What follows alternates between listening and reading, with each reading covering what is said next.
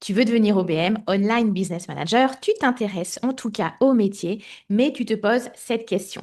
Est-ce qu'il y a vraiment une demande pour les OBM en France? Parce qu'en fait, tu as tapé OBM dans LinkedIn ou sur le site de France Travail ou sur Indeed et tu n'as rien trouvé. Pas d'offre, rien, juste d'autres profils sur LinkedIn qui, comme toi, proposent leur service d'OBM. Et là, logiquement, tu te dis, ben, en fait, s'il n'y a pas d'offre d'emploi, d'offre de mission, c'est peut-être parce qu'il n'y a pas de place pour moi, c'est peut-être parce qu'il n'y a pas de marché pour ce métier-là. Mais laisse-moi t'expliquer quelque chose d'absolument essentiel aujourd'hui. Ce n'est pas parce qu'il n'y a pas d'offre visible qu'il n'y a pas de demande de la part de clients sérieux. Et c'est même tout le contraire. Et je vais te le prouver aujourd'hui dans cet épisode. Pourquoi est-ce que c'est comme ça? Et reste bien jusqu'à la fin parce que je vais aussi te donner les phrases exactes à repérer chez un entrepreneur qui aurait besoin de tes services. Des phrases qui en fait veulent dire j'ai vraiment besoin d'une OBM, j'ai vraiment besoin de toi, même s'il ne sait pas encore que ce métier-là existe. Et si tu me découvres dans cet épisode, laisse-moi une minute pour me présenter. Je suis Amélie Martineau et je suis mentor et formatrice pour OBM, ou comme moi j'appelle ce métier, duopreneur, parce que je forme un duo d'entrepreneurs avec mon client.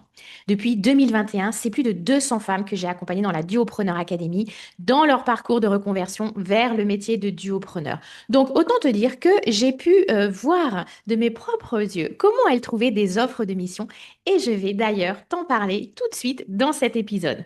Alors, concrètement, pourquoi est-ce que tu ne trouves pas d'offres d'OBM? D'abord, on va poser les bases. Le métier d'OBM, d'Online Business Manager en francophonie, est encore très peu connu avec cette appellation OBM tout du moins. OBM, ça veut dire Online Business Manager, mais combien d'entrepreneurs français ou francophones ont déjà entendu parler de ce terme? À mon avis, très peu. Encore, si tu évolues dans l'univers de l'infoprenariat, tu auras plus de chances, mais dans les petites entreprises qui sont nos clients types, je ne pense pas que ce mot leur évoque forcément quelque chose. Donc, s'ils savent même pas que ce métier existe, comment veux-tu qu'ils publient une offre d'emploi ou de mission avec ce titre? C'est comme si, en fait, dans les années 90, tu cherchais des offres de community manager. Personne n'utilisait encore ce mot. Et d'ailleurs, il y a encore nombre d'entreprises qui parlent plutôt d'un chargé de communication pour désigner un métier qui est somme toute équivalent avec le community manager qu'on connaît aujourd'hui. Mais les besoins, en fait, ils existaient déjà. Les entreprises avaient besoin de gérer une communauté, de produire du contenu, de développer la visibilité de leur marque. Et c'est pareil, en fait, avec le métier d'OBM. Les entrepreneurs ont véritablement besoin d'aide pour structurer leur business, gérer leurs opérations, piloter leurs équipes, passer à l'étape suivante, mais ils ne savent juste pas encore que ça s'appelle OBM ou duopreneur. Et ce que tu vois sur LinkedIn ou ailleurs, ce ne sont pas des offres qui manquent, c'est un vocabulaire qui n'est pas encore standardisé. Donc à la place, si tu es un peu curieuse, tu vas voir des termes qui vont être plutôt bras droit. On recherche notre bras droit stratégique, par exemple, responsable des opérations, chargé de développement, chef de projet, coordinateur d'équipe, directeur de cabinet même, j'ai déjà vu. Donc oui, ça arrive. Et même là, tu verras que ce sont souvent des offres en CDI. Et c'est pas parce que ce sont des offres en CDI qu'il faut pas y répondre. Il y a des personnes que j'ai accompagnées qui ont proposé leur service en tant que freelance et ça a ouvert le champ des possibles aux entreprises, aux entrepreneurs à qui elles proposaient ce deal. Pourquoi? Parce que en fait, les entrepreneurs, ces entrepreneurs-là, quand ils publient leurs offres de job, de travail salarié, en fait, ils savent pas qu'ils peuvent externaliser cette responsabilité managériale à une OBM freelance parce que ils ont un référent beaucoup plus traditionnel. Ils pensent salarié, ils pensent intérim, ils pensent pas nécessairement freelance et encore moins un freelance qui, comme toi, intervient à un niveau managérial sur un temps qui va être partiel, fractionné entre différents clients. Donc non, ne va pas chercher exclusivement des offres d'OBM et surtout ne pas voir ces offres-là, ça ne veut pas dire qu'il n'y a pas de place pour toi. Et tu sais quoi d'ailleurs, tu l'as entendu depuis le début de cet épisode, moi non plus, je connaissais pas le mot d'OBM quand je me suis lancée. Je savais en fait que quand j'ai créé mon entreprise, que je voulais aider des entrepreneurs, les aider à avancer, à respirer, à déléguer, à s'organiser. Mais le mot OBM, le mot Online Business Manager, je ne l'avais jamais entendu en 2017-2018 quand je me suis lancée. Je l'ai découvert bien plus tard et j'avais déjà choisi mon métier, mon terme, mon étiquette, celle que j'utilisais pour me présenter, c'était le mot duopreneur. Et d'ailleurs, j'ai fait le choix, même après avoir connu ce mot d'OBM, de garder le mot duopreneur que j'utilise toujours depuis le début de mon activité parce que je le trouve plus humain, plus évocateur. Et d'ailleurs, ça m'a permis de mieux connecter avec certains clients qui eux-mêmes le comprenaient mieux. Parce que, en fait, dans le mot de duopreneur, plutôt que le mot d'OBM, j'ai ce sentiment-là, en tous les cas, qu'on est vraiment dans cette posture de bras droit, de partenaire stratégique, en tous les cas. Et c'est OK si toi aussi, tu n'utilises pas le mot OBM au démarrage ou pendant toute ton activité. Peut-être que quand tu vas te présenter, tu vas parler de chef de projet, de responsable des opérations, de CEO pour certaines, ou même de bras droit. Et c'est complètement OK. L'important, c'est que tu comprennes le fond du métier mais pas le vocabulaire exact, et que ton client potentiel comprenne aussi le vocabulaire que tu utilises pour décrire son métier. Et ça tombe bien parce que ben, tu as vu, les clients, ben, ils n'utilisent pas non plus toujours les bons mots, et peut-être qu'ils comprendront mieux le mot directrice des opérations ou bras droit stratégique et opérationnel que OBM. Donc tu l'auras compris, le fait que le mot OBM ne ressorte pas dans les offres de mission, ça veut juste dire que le marché est en avance sur le vocabulaire. Et ça, c'est une bonne nouvelle parce que ça veut dire que tu peux te positionner, toi, avant les autres, si tu te formes et tu te lances aujourd'hui.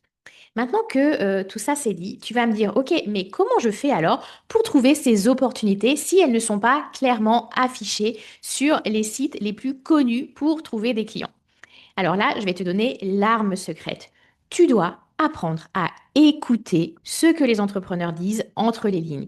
Parce ils expriment en fait leurs besoins, leurs soucis, leurs problèmes tous les jours dans leurs différentes communications, dans les différents échanges que tu vas pouvoir avoir.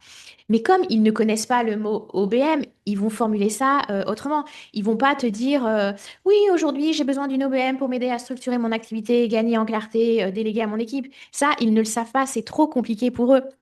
Donc en fait, toi, il faut que tu écoutes ce qu'ils disent et que tu repères ce qu'ils veulent vraiment dire. Donc par exemple, tu vas avoir un entrepreneur qui va te dire, j'ai mais tellement d'idées, le problème c'est qu'il y en a tellement qu'au final, rien ne sort. La traduction là-dedans, toi, en tant qu'OBM, ce qu'il faut que tu entendes, c'est il n'y a pas de structure, il n'y a pas de plan d'action, il n'y a pas de direction, et il n'y a personne pour orchestrer les projets de cet entrepreneur. Donc toi, en tant que duopreneur, tu arrives avec une méthode, un système, un plan, et tu vas devenir son cerveau droit, sa partie organisée de son business. Tu vas pouvoir entendre aussi des phrases, ça on l'entend souvent, hein, je passe mon temps à éteindre des feux. La traduction là, c'est qu'il est bloqué dans l'opérationnel, il manque de système, il manque de méthode, il manque de respiration, il passe son temps à éteindre des feux, à répondre à des urgences, à répondre à des problèmes, à répondre à des personnes qui ont eux aussi des problèmes. Donc en fait, toi en tant que duopreneur, tu vas analyser, structurer, voir où il y a des points de friction, les améliorer, créer des process, automatiser certains flux de travail, certaines tâches. Donc ça fait partie aussi des choses que tu entends. Tu peux aussi entendre un entrepreneur à deux doigts du burn-out qui te dit, j'ai pas pris de vacances depuis 5 ans. Traduction, là, c'est que son entreprise, elle dépend totalement de lui. Il n'a aucun relais. S'il tombe malade, s'il s'arrête, son entreprise s'arrête. Il ne gagne plus d'argent. Donc ici, toi, en tant que duopreneur, tu as un rôle à jouer pour devenir son partenaire de confiance, celui qui va structurer son activité pour réussir à se dégager du temps. On a aussi beaucoup d'entrepreneurs dans nos conversations qui vont dire, en fait, non, mais c'est bon, j'ai déjà délégué, j'ai une assistante, elle m'aide beaucoup sur beaucoup de tâches d'ailleurs. Mais oui, c'est vrai, à dire vrai, maintenant que j'ai réfléchi, j'ai quand même un peu perdu le fil de l'activité. Et là, ben, traduction, c'est qu'il y a un vrai fossé de communication. Et d'ailleurs, l'heure, elle est super grave parce que si l'assistante part de l'entreprise, pour quelque raison que ce soit, avec tous ses savoirs restés dans sa tête, l'entrepreneur est mal. Il ne sait plus rien faire sans son assistante.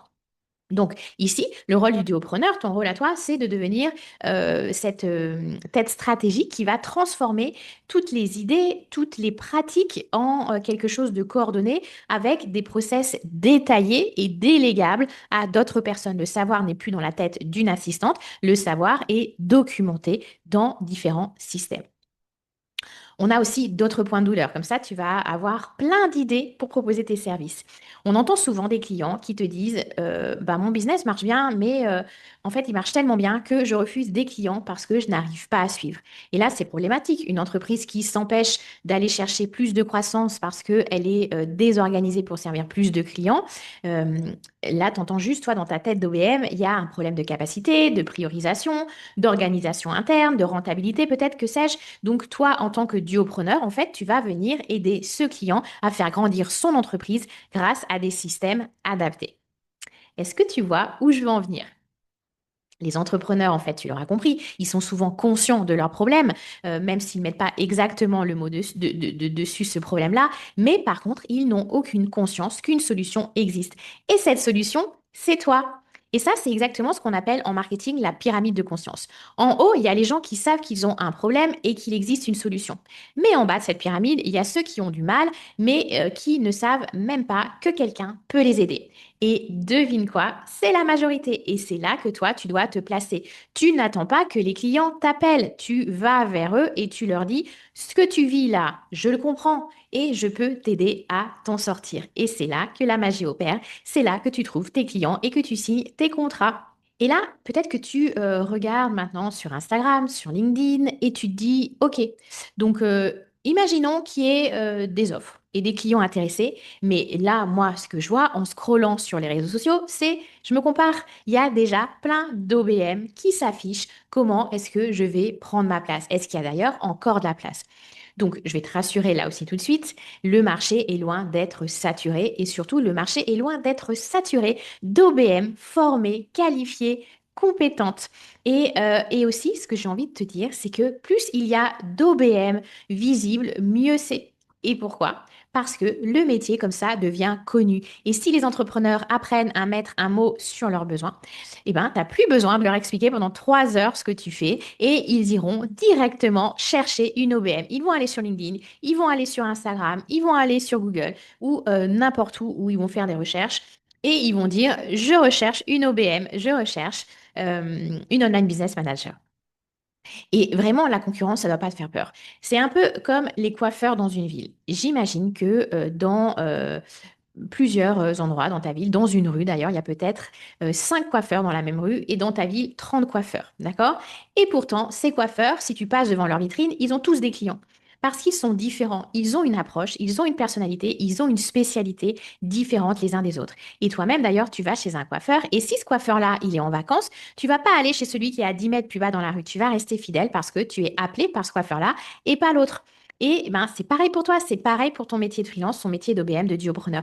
T'es pas en compétition avec les autres OBM. Si tu es en compétition avec les autres OBM, c'est que tu as copié-collé ce qu'elles font et c'est vraiment pas comme ça que tu vas trouver des clients. Trouve vraiment ce qui fait ta différence. Trouve un positionnement unique, une tonalité unique, mets en avant ta personnalité. Tu es en position de répondre à des besoins spécifiques chez des clients qui vont connecter avec toi, pas avec l'autre voisine qu'ils ont vue sur Instagram. Et surtout, rappelle-toi d'une chose, il y a beaucoup plus d'entrepreneurs en demande que d'OBM qualifiés pour répondre à leurs besoins. Juste en France, il y a plus de 4 millions de petites entreprises. Crois-moi, tu vas bien réussir à trouver une dizaine de clients pour vraiment vivre pleinement de ton activité.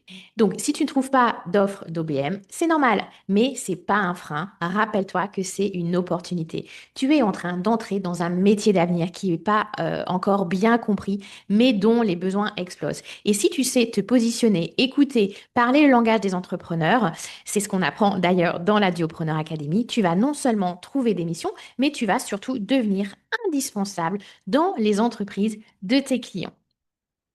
Et ça, c'est exactement ce que j'apprends à faire aux personnes que j'accompagne dans la Duopreneur Academy. Si tu veux apprendre ce métier, te positionner, trouver des clients, les servir avec beaucoup de professionnalisme et en vivre, clique sur le lien dans la description pour découvrir le programme de la Duopreneur Academy.